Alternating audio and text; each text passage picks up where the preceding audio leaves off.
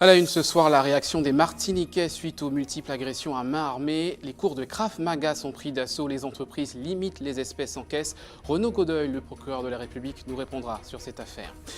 Les travaux de la rentrée toujours en cours dans les collèges de la CTM. La CTM qui doit faire face à des vieux établissements et à d'importantes rénovations. Tout ne sera pas prêt. C'est le constat d'une visite de terrain effectuée ce matin. Maïka, 23 ans, au volant d'un bus mosaïque, le visage de la réussite. Elle est passée du chômage à l'emploi grâce à une formation de 3 mois sans portrait dans votre journal. Et puis un visage de la réussite aussi, celui de Mickaël Laurent, le Martiniquais, est de retour au pays. Avec son 3e titre de champion du Tour de Guyane, il a été chaleureusement accueilli hier soir à l'aéroport Aimé Césaire.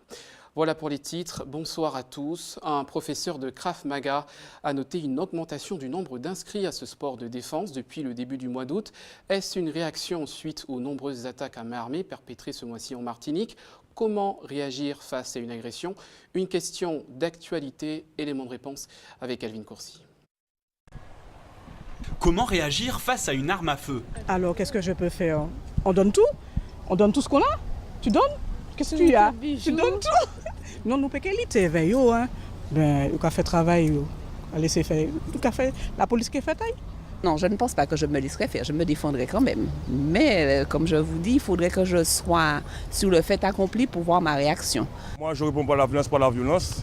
Moi, je suis tranquille, je suis équipé. Si je me fais braquer, mais j'essaie de me défendre. Et puis c'est tout. Face au risque, savoir se défendre peut rassurer. Depuis le début des braquages de ce mois d'août, cet instructeur de Krav Maga, un sport de self-défense israélien, a enregistré une 50aine d'inscriptions supplémentaires dans son club. Nous avons une demande de parents, d'abord pour les enfants, mais aussi d'adultes, car toutes les générations confondues sollicitent justement la connaissance du savoir se défendre. Et c'est vrai que face à ces situations, parfois on est non seulement surpris, parce qu'on n'est pas dans ses prédispositions.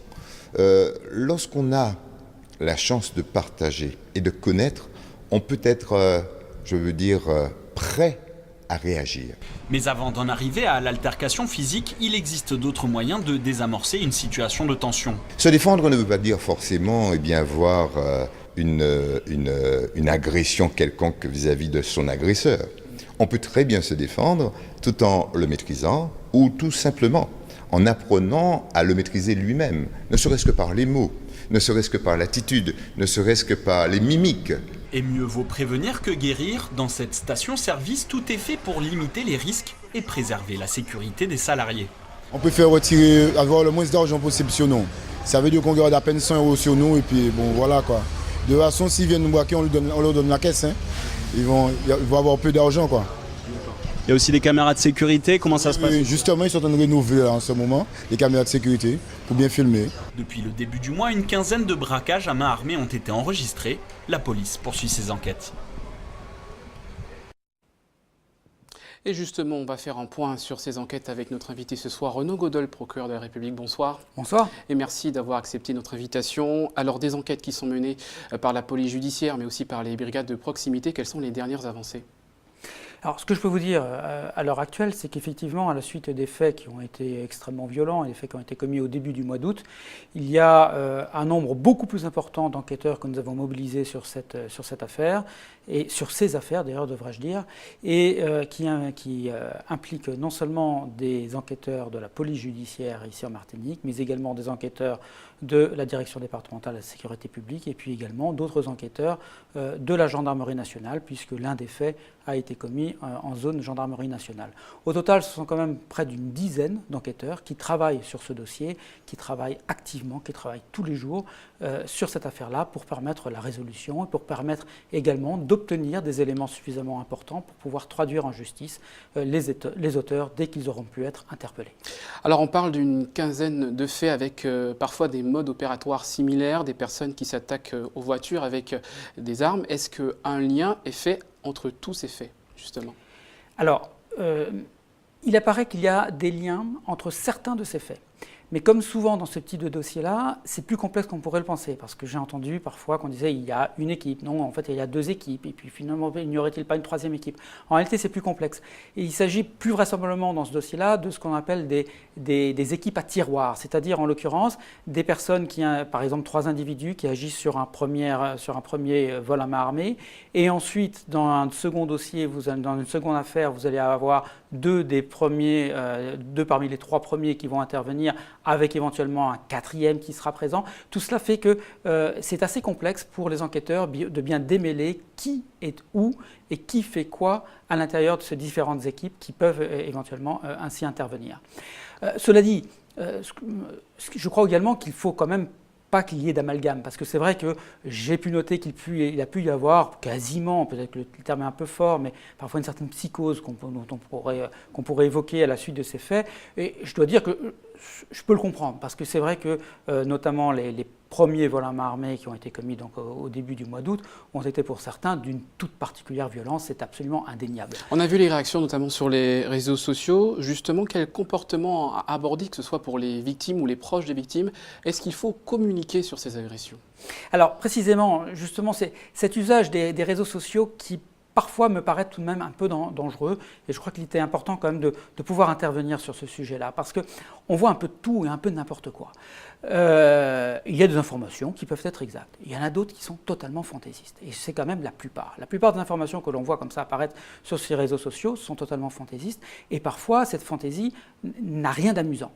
Notamment lorsque je vois qu'on présente des photographies d'individus que l'on présente comme étant les auteurs de certains de ces faits, alors qu'en réalité, elles n'ont strictement rien à voir. J'ai même vu un cas quand même tout récemment, absolument ahurissant, où on présente un individu comme étant l'auteur de ces faits, alors qu'en réalité, c'est une victime. Il faut quand même imaginer ce que cela peut représenter pour ces personnes-là qui n'ont strictement rien à voir avec la commission de ces infractions et dont la photographie va pouvoir être ainsi diffusée, va pouvoir être vue par des proches, va pouvoir être vue par un employeur ou je ne sais qui d'autre, et ainsi avec un préjudice qui est plus qu'évident. Donc je crois quand même qu'en l'occurrence, il doit y avoir une certaine raison que l'on doit conserver et éviter d'avoir ainsi la propagation d'informations qui sont totalement erronées. Par ailleurs, j'irai juste simplement sur un autre point, c'est que même si on pense, même si on imagine que c'est fait, que ce que l'on présente ainsi est exact, il faut quand même bien savoir qu'en l'occurrence, si des informations éventuellement exactes sont ainsi diffusées, on entrave le déroulement de ces enquêtes-là. Si par exemple, on indique sur ces réseaux, comme j'ai pu le voir, que les individus seraient à tel endroit, bon, la plupart du temps, c'est inexact. Et imaginons que dans un cas, c'est exact et qu'effectivement ces individus-là sont présents à l'endroit que l'on cite. Eh bien, il est bien évident que cette information-là, elle va pouvoir être lue par n'importe qui, mais dans ces n'importe qui, il y a également les auteurs, il y a également les proches de ces auteurs, et qui par conséquent vont pouvoir ainsi savoir qu'elles sont recherchées, savoir qu'éventuellement on sait où elles se trouvent, et ainsi prendre la fuite. Donc encore une fois, je crois qu'il est important qu'il y ait une certaine retenue dans l'usage de ces réseaux sociaux. Les personnes justement qui diffusent ces informations exactes ou pas, est-ce qu'ils peuvent être justement poursuivis pour un délit d'entrave à la justice? Absolument, pour un délit d'entrave à la justice, pour un délit également de diffamation, lorsque ainsi on met en cause injustement des personnes qui n'ont rien à voir, c'est de la diffamation ni plus ni moins, et le délit de la diffamation, c'est bien un délit qui est répréhensible et qui est puni par la loi pénale. On va revenir sur ce climat d'insécurité quand même qui est en ce moment en Martinique. On a vu une quinzaine de faits violents depuis le début du mois d'août. On a vu dans le reportage également des personnes qui se préparent, qui se protègent. Est-ce que sur le point des chiffres, des statistiques, est-ce qu'on a réellement une augmentation du nombre de faits depuis le début de l'année? Non. Je ne vais pas vous dire qu'encore une fois la situation est florissante, que la situation est excellente et que tout va pour le mieux dans le meilleur des mondes. Ce n'est pas du tout mon propos. En revanche, lorsque l'on prend les chiffres de manière stricte, on observe que, en l'occurrence, depuis le début de l'année, nous avons au contraire plutôt une baisse du nombre de faits de vol à main armée. Très précisément, parce que j'ai fait le décompte pas plus tard que ce matin. Ce matin, on décomptait depuis le début de l'année 106 faits de vol à main armée commis sur l'ensemble de la Martinique. Exactement à la même époque l'année dernière, il y en avait 125. Voilà. Ça représente 19 faits en moins, ça représente une baisse de 15%. Encore une fois, je ne vais pas m'en enorgueillir, les services de police, les services de gendarmerie ne crient pas victoire, loin s'en faut, mais ces chiffres montrent quand même qu'on ne sommes pas sur une hausse, nous sommes au contraire plutôt sur une tendance baissière. Et sur le mois d'août, justement, avec ces différents faits successifs, est-ce que c'est la même tendance par rapport au mois d'août de 2016 ? Ce mois d'août-là ne montre pas non plus d'augmentation de ces faits, même si, encore une fois, comme je l'indiquais tout à l'heure, ces faits quand même se caractérisent, en tout cas pour les tout premiers qui ont été commis au mois d'août, se caractérisent par leur particulière violence qui est absolument indéniable. Alors avant de vous quitter, on va aborder très rapidement l'actualité de la rentrée judiciaire. Comment s'annonce justement cette rentrée au parquet de Fort-de-France ? Chargée. Je ne vais pas vous surprendre en vous disant qu'elle sera chargée, c'est absolument indéniable.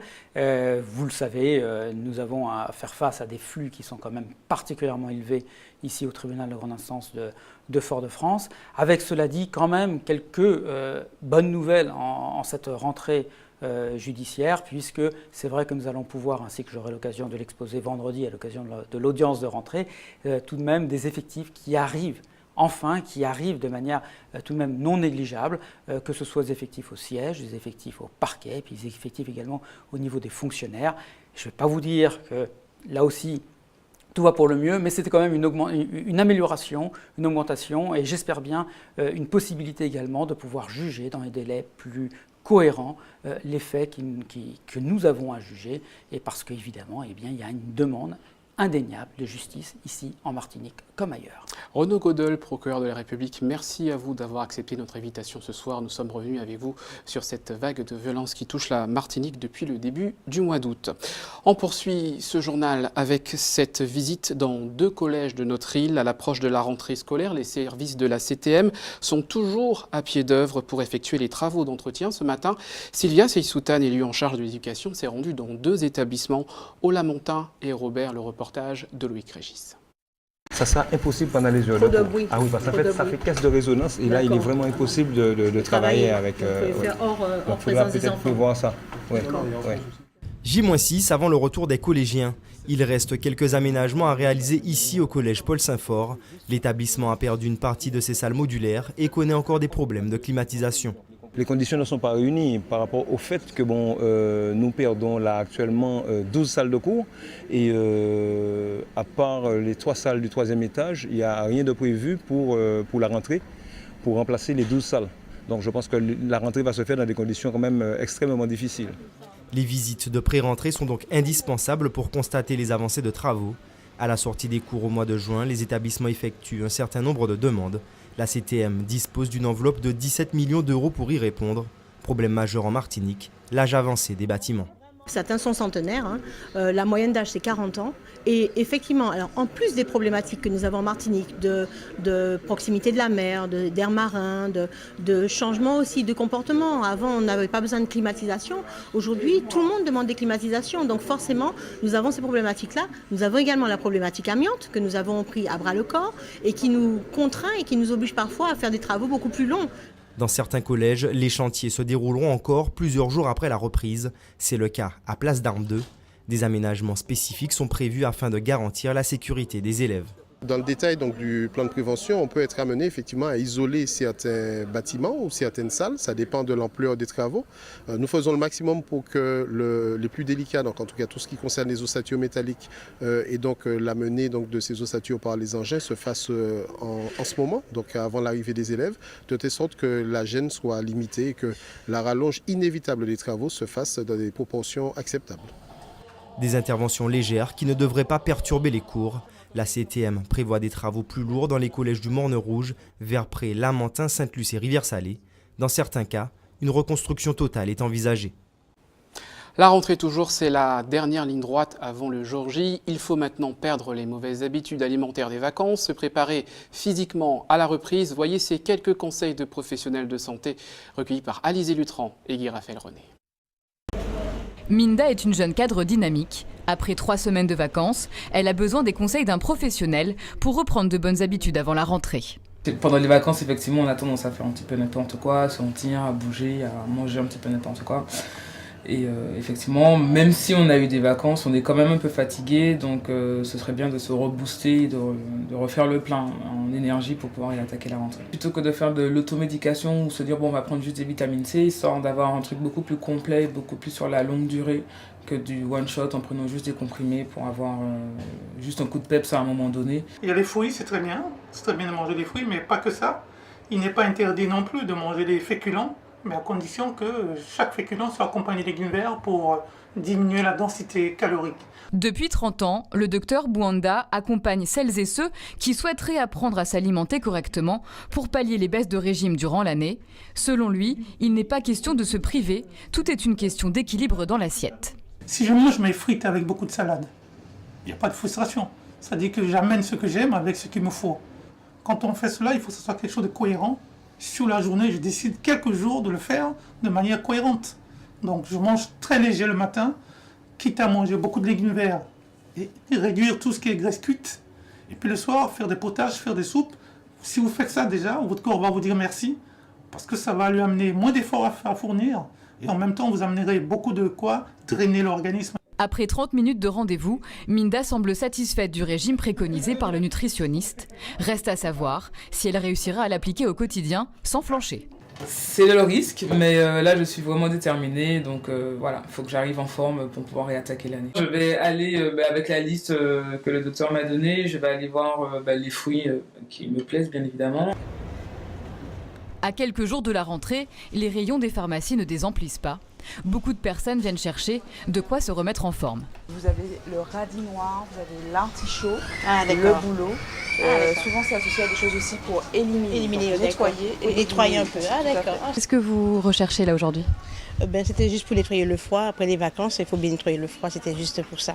On enlève tout ce qui n'est pas bon, dans tout ce qu'on a mangé, du gras épicé, tout ça, c'est ça les vacances. Hein. Moi, je cherche un produit pour détox après les vacances et en même temps pour booster, pour reprendre à la rentrée. On va partir de bon pied. Pour détox, il faut faire 3 mois. Il faut arrêter. Et comme si on prend des médicaments aussi, ça permet de nettoyer le foie, etc., la vésicule biliaire. Cette année encore, les traditionnelles vitamines ont la cote auprès du public, mais de nouveaux produits font leur apparition sur les étals. Il y a une forte demande de produits naturels maintenant. Une demande par exemple de spiruline, où c'est une micro-algue d'eau douce qui est riche en fer, en vitamines, en protéines. Et donc que les gens prennent sous forme soit de comprimés ou soit de poudre. Donc des choses qui sont plus naturelles. Mais attention, à chacun sa cure, quelques recommandations s'imposent. Pour les enfants, nous préconisons donc un cocktail de vitamines, de fortifiants, où vous avez également de quoi renforcer les défenses immunitaires. Les parents sont sensibles au fait que la collectivité va reprendre et donc les petits rhumes vont s'échanger.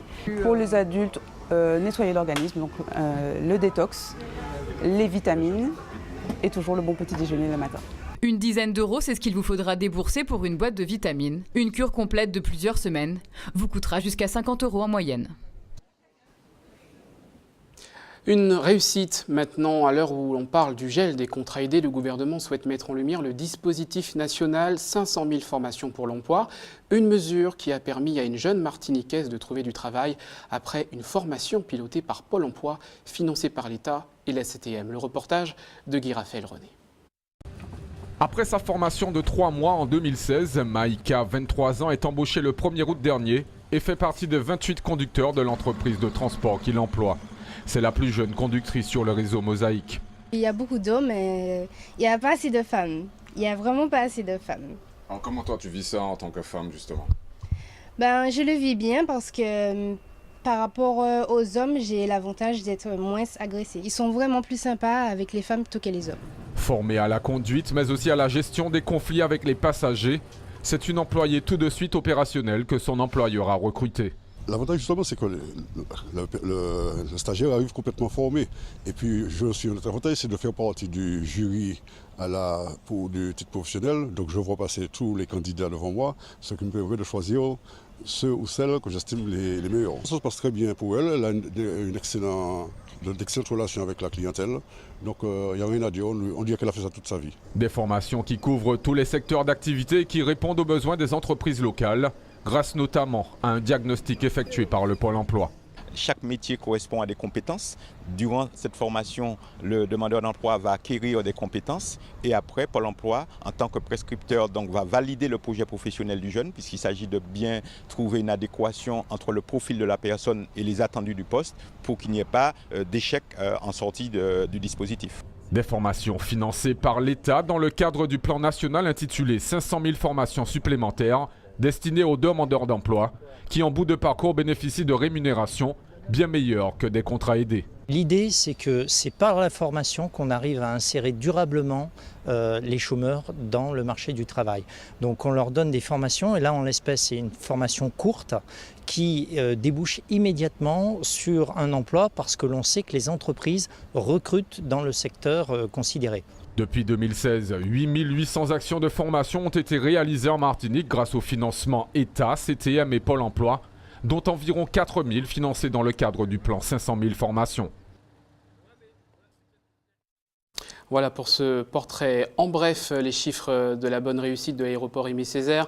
Le trafic passager est en nette augmentation depuis le début de l'année, plus 4,98% avec plus d'1 million de passagers qui ont été transportés entre janvier et juillet 2017. Notez qu'également pour le mois de juillet, la forte hausse est aussi palpable avec 5,76% de passagers en plus par rapport à l'année dernière. Restez avec nous à suivre dans votre journal la success story d'une entreprise guyanaise. Elle fabrique des lampadaires équipés de panneaux solaires. Et puis le best-of d'Hubert Bornil ce soir, retour au quartier citerne à Trinité, mis en lumière par ses habitants via un documentaire. Ça sera dans votre JT des communes. Retenez ce nom, Solamaz, une entreprise guyanaise spécialisée dans les solutions énergétiques. Avec son lampadaire alimenté par des panneaux solaires, elle a gagné un marché d'éclairage public en Afghanistan. Avec une nouvelle technologie d'éclairage LED à distance, elle va pouvoir s'implanter sur le campus de l'Université de Guyane. Les précisions de Jonathan Lariot. De la lumière grâce à un simple clic sur l'écran de son téléphone, Florence Binago maîtrise bien son sujet. Ingénieure à Solamaz, une entreprise locale spécialisée dans le développement d'énergie renouvelable, elle procède aujourd'hui au dernier test de leur nouveau produit connecté. On a un capteur RF qui va communiquer directement donc avec le téléphone. Donc on peut tout piloter par téléphone. Le téléphone s'est connecté au bridge pour envoyer des informations par Bluetooth. Et donc là on va sélectionner le numéro de la boule radiofréquence. Allumer cette ampoule de lampadaire n'a jamais paru aussi simple. Munie de son téléphone, Florence peut même plus. L'intensité de la luminosité est aussi dans les cordes de ce petit bijou de technologie. D'habitude, on gère ça dans des horloges astronomiques. On détaille quand est-ce que ça va s'allumer, quand est-ce que ça va s'éteindre, à une heure précise. Mais là, non, on peut décider en plus point par point, point lumineux par point lumineux. On peut décider, par exemple, celui-ci, il éclaire un parking, où il va y avoir des personnes qui vont arriver à telle heure, donc on va pouvoir l'allumer à 100% d'intensité.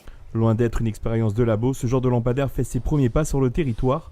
Après un appel d'offres lancé par le rectorat de Guyane, 25 lampadaires seront installés au campus de Troubiran, équipés de ce nouveau système innovant de gestion de l'électricité.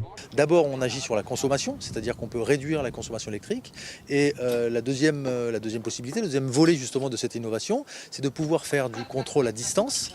Et via ce contrôle à distance, faire de la maintenance à distance, qui fait que ça évite que les techniciens se déplacent. Et ils ont l'ensemble du contrôle sur leur ordinateur, via Internet. Il peut le contrôler même sur son téléphone mobile, il peut faire un contrôle à distance de l'ensemble des lampes et de savoir s'il y en a une qui est en panne, qu'est-ce qu'il y a dessus, si c'est un problème de tension, et donc ça économise beaucoup d'argent. Alors là on fait un test sur un nombre limité de lampes, mais on peut imaginer ça sur 1000, 2000, 3000 lampes. Il y a Los Angeles, il y a Paris, qui a notamment la RATP qui est pour les métros, qui a travaillé aussi sur l'efficacité énergétique. Et nous en Guyane, on peut effectivement travailler dessus. Avec un tel système, la consommation de l'éclairage pourrait aller jusqu'à être divisée par 2, en gérant les niveaux d'intensité conformément aux besoins. Fini le gaspillage d'électricité, tout du moins pour cette petite zone. Retour en Martinique, un registre de condoléances ouvert ce matin à la cathédrale Saint-Louis de Fort-de-France suite au décès de l'archevêque émérite Monseigneur Maurice Marie-Sainte. Déjà plusieurs messages inscrits pour rappel la veillée aura lieu demain soir. Les funérailles sont prévues jeudi à partir de 9h. C'est le père Cataillé qui sera en charge de la cérémonie. On l'écoute au micro de Loïc Régis. Tout va commencer avec l'arrivée du corps dans la cathédrale ce mercredi à 16h. Et le corps donc sera exposé jusqu'au temps de prière présidée par l'évêque qui aura lieu donc à 20h. De 20h à 21h en gros. Et après ce temps, on laisse la cathédrale ouverte et il y aura des temps de prière, des temps de veille faits par des paroisses, etc. Mais on continue jusque pratiquement au matin. Puisque la cérémonie de funérailles est prévue ce jeudi à 9h. On a placé un registre de condoléances dans la cathédrale, donc toute personne, croyante ou pas, puisque Monseigneur Marie-Sainte a touché beaucoup de personnes, eh bien, est libre d'y laisser un message. Du sport, avec le retour d'un champion, Mickaël Laurent, triple vainqueur du Tour de Guyane. Le coureur s'est imposé lors de la dernière édition de la compétition. C'est une grande fierté pour le monde du cyclisme martiniquais. Hier soir, lors de son arrivée à l'aéroport Aimé Césaire, une foule est venue l'acclamer. Le reportage de José Lechertier. Le retour du champion. Trophée en main, Mickaël Laurent est reçu par ses supporters et surtout par ses deux frères, Daniel et Nicolas. À 37 ans, il est l'un des coureurs les plus âgés du cyclisme martiniquais et affiche une forme olympique. J'ai gagné quand même 9 courses cette année, plus le championnat. Je me sentais super bien, même au Tour de Martinique, c'est vrai que j'ai chuté sur la deuxième étape. J'étais au classement général. Mais avant tout, je me suis dit qu'il fallait que je gagne une étape. C'est chose faite, j'ai gagné une étape. Et mon objectif premier, c'était de gagner un 3e Tour de Guyane. Chose faite, et je suis vraiment satisfait de ma saison cette année, la saison 2017. Fier également, le chef de route, le titre de Mickaël Laurent est aussi le fruit d'une bonne cohésion de groupe. On est un petit noyau d'une dizaine de personnes, voire une quinzaine de personnes sur la Guyane. Ça nous a aidés, ça nous a motivés, on est restés concentrés. C'est vrai qu'il y a beaucoup de choses sur le cœur parce que en tant qu'ancien, on a été un petit peu critiqué de par notre présence dans cette sélection. Et on se devait, les 3 mousquetaires, de montrer qu'on avait notre place encore. Et on voulait montrer qu'on était là, pas pour notre intérêt personnel, mais surtout pour l'intérêt du cyclisme martiniquais, de faire un passage de témoin. Pour le sélectionneur, c'est l'aboutissement de travail acharné. Bilan positif, parce qu'on voit le monde qui est ici. Un super boulot qui a été fait sur la Guyane. Donc voilà, le résultat, il est là. Le Tour de Guyane à peine terminé, quelques jours de repos avant d'enfourcher les vélos. Objectif, le championnat des dom-tom ce week-end. Voilà pour cette ambiance de vidéo et félicitations à Mickaël Laurent. C'est l'heure de retrouver votre JT des communes.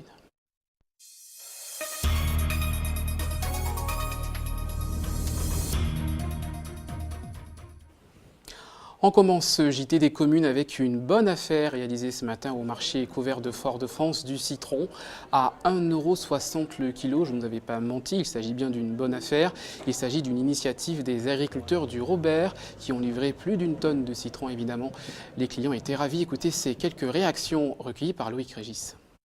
C'est vrai que c'est une affaire, on ne trouve pas des citrons aussi juteux, aussi jolis que ça. Donc je pense que c'est une bonne affaire aujourd'hui. C'est un petit peu rare, ils sont très jolis. Ils sont très jolis ceux-là. Donc les citrons, c'est pour me faire un petit jus le matin très tôt, avant de manger. C'est bon pour la santé, et plein de vitamines. J'ai dû prendre à peu près 1 kilo, donc ce sera bon pour tout. Les citrons viennent du Robert. Alors c'est vrai qu'il y a beaucoup de débats autour du citron en ce moment, notamment du citron importé. Donc c'est du citron local, bien de chez nous. C'est un exploitant du Robert et qui fournit beaucoup de citron, quand il y a du citron. Donc à ce moment, c'est un peu la période, depuis le mois de juin-juillet, ça a démarré et ça va s'estomper dans les jours à venir. Donc il faut en profiter. Et on a mis les citrons à 1,60 €, donc on prévoit de faire au moins 1 tonne aujourd'hui. Et puis, parce qu'il y a beaucoup de départs en vacances, donc les gens ont besoin de citron vert pour se rendre dans l'Hexagone. Et puis bien sûr, la passe sec qui est de retour à 1 € le kilo et qui est très sucré. Attention, Madeleine lance sa procédure d'alerte sur la qualité de l'air pour demain. L'indice sera de 8 sur une échelle de 10. Aujourd'hui, l'indice était de 7. Les personnes fragiles sont priées de limiter les activités physiques en plein air, donc pour se protéger contre la brume de sable.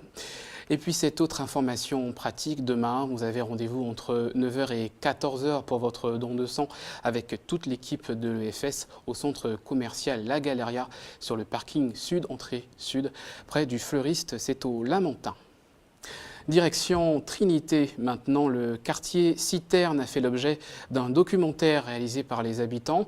Il retrace la vie des années 50 à 70 à travers des photos et des témoignages. C'est une rediffusion, reportage signé Hubert Bornil et Anaïs Gall.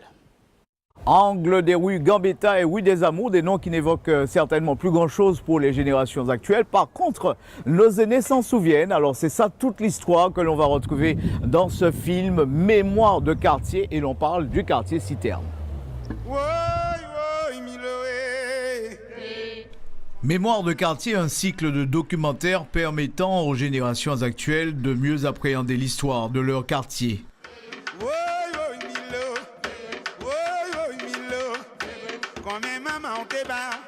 Le travail a été orienté sur cette partie du centre-ville de Trinité, le quartier Citerne. C'était un quartier extrêmement vivant. Quand on regarde, il y avait à peu près pas moins de 70 activités commerciales. Et puis, comme les maisons étaient moins agréables que maintenant, on était plus à l'aise dans la rue que dans la maison. En feuilletant le livre de M. Emmanuel Ravo, Espièglerie, j'apprends des choses extraordinaires, déjà rien que sur l'origine du nom Citerne. On appelle Citerne, je pense que c'est par erreur, parce qu'effectivement, il y a une citerne qui alimentait tout le bourg. Un projet né de la volonté des personnes âgées fréquentant la cyberbase et encadré par le service patrimoine de la ville. Dans ce club de seniors de la cyberbase, nous avons déjà un petit noyau qui s'est enrichi avec d'autres personnes du quartier. Et donc le contact d'abord a été pris avec eux. Donc le maire a sollicité toutes ces personnes. Et puis petit à petit, on a été au fur et à mesure faire ressortir les souvenirs de ces personnes pour pouvoir justement réaliser ce film. Donc, caméra au point, ces grandes dames, aidées de quelques opérateurs, sont parties sur le terrain à la rencontre des mémoires vives. Une expérience qu'elles ne seront pas prêtes d'oublier. J'ai plutôt causé avec les miens, mes frères, notamment mon frère plus grand que moi. Moi, je suis la troisième d'une famille de 5. Donc, durant la période, j'étais encore petite, mais j'ai pu connaître bien des choses de ce quartier. Le film, pourtant réalisé avec de petits moyens, est une source d'informations et de témoignages, un véritable vecteur de connaissances.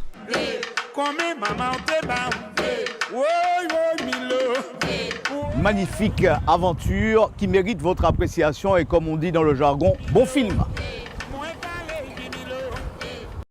Voilà, c'est ainsi qu'on referme cette édition. Avant de se quitter, je vous rappelle les principaux titres développés, vos réactions suite à la vague de vols à main armée perpétrée en Martinique. Certains prennent des cours de Krav Maga pour apprendre à se défendre. Nous avons reçu le procureur de la République, Renaud Godel. Tous les moyens sont mis en place pour interpeller les malfaiteurs.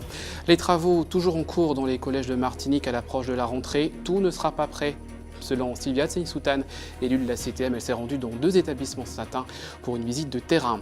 Vous avez pu voir le portrait d'une Martiniquaise au volant d'un bus mosaïque depuis 1 mois après une phase de chômage.